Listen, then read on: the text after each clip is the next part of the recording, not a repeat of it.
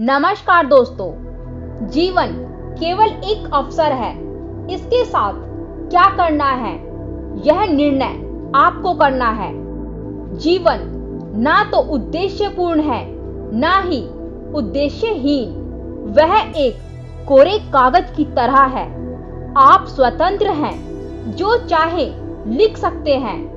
यदि आपके लिखने में ही रूखापन है तो आप खुशी की उम्मीद कैसे कर सकते हैं? धन की प्राप्ति और इच्छाओं की पूर्ति की कोशिश में आप शांति की अपेक्षा कैसे कर सकते हैं? यदि जीवन को मधुर बनाना चाहते हैं तो उसे एक उच्च उद्देश्य देना होगा। उद्देश्य अपने आप नहीं आएगा। यदि जीवन सुखपूर्वक बिताना है तो उस पर दिव्य और श्रेष्ठ लिखना होगा। आपकी मर्जी है।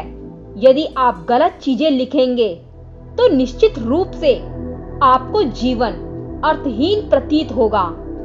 जो अपशब्द लिखना पसंद करते हैं या कुछ भी नहीं लिखते हैं, उनका जीवन व्यर्थ हो जाता है।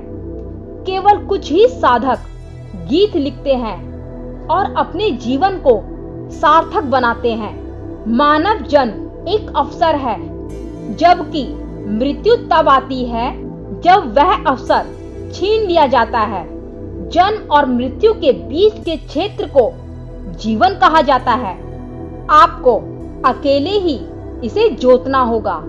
यदि आप कुछ नहीं उगाएंगे तो भी जंगली घास अवश्य उगेगी। यदि आपको सुंदरता और खुशबू चाहिए तो आपको गुलाब के पौधे लगाने होंगे। हालांकि वह अपने आप उगने वाले नहीं है। पुरुषार्थ की आवश्यकता है, साधना की आवश्यकता है। यदि आप गुलाब की फसल चाहते हैं तो आपको अपने जीवन में परम उद्देश्य लाना होगा। आपको ध्यान का मार्ग लेना होगा। यदि आपको गुलाब में रुचि नहीं है तो जंगली घास उगाने के लिए कुछ भी करने की आवश्यकता नहीं है, क्योंकि परद्रव्य में आसक्त रहना आपकी पुरानी आदत रही है। यदि आपको खुश रहना है तो उसका एकमात्र उपाय है भीतर जाना, धन और पद में सुख मानना। यह तो केवल आपका भ्रम है। जीवन में उद्देश्य प्रदान करने की प्रक्रिया, जीवन के सार को खोजने का विज्ञान ही धर्म है। धर्म का उद्देश्य है खुरदरे पत्थर से सुंदर मूर्तियों को तराशना। यदि आपके जीवन में उद्देश्य नहीं होगा तो वह अनिवार्य रूप से आत्मविनाश की ओर ही बढ़ेगा। मनुष्य जन्म बड़ी मुश्किल से मिला है।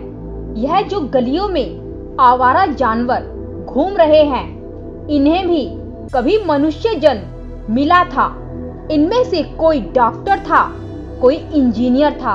इनके गुरु भी इन्हें भगवान का भजन, सत्संग, शास्त्र अध्ययन व धन्यवाद करने को कहते थे।